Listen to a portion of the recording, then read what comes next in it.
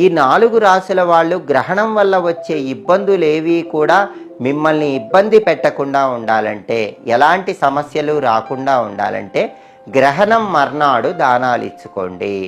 అంటే సెప్టెంబర్ 8వ తేదీ సోమవారం దానాలు ఇచ్చుకోండి. శివాలయంలో అభిషేకం చేసుకొని శివాలయ ప్రాంగణంలో కానీ మీ ఇంట్లో కానీ దానాలు ఇచ్చుకోండి. ఆ దానాలు ఎలా ఇవ్వాలి?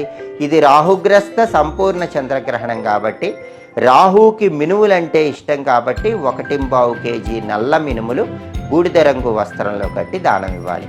చంద్రగ్రహణం కాబట్టి చంద్రుడికి ఇష్టమైన బియ్యం 1.25 కేజీ బియ్యం తెల్లటి వస్త్రంలో మూటగట్టి దానం ఇవ్వాలి.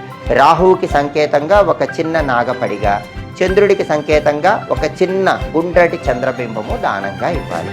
అలాగే ఆవు నెయ్యి ప్యాకెట్టు, తెల్లటి వస్త్రాలు కూడా దానం ఇస్తే చాలా మంచిది. వీటిని దేవాలయంలో పంతులు గారికి దానం ఇచ్చుకోవచ్చు, లేదా మీ గృహానికి పంతులు గారిని పిలిపించుకునైనా దానం ఇచ్చుకోవచ్చు.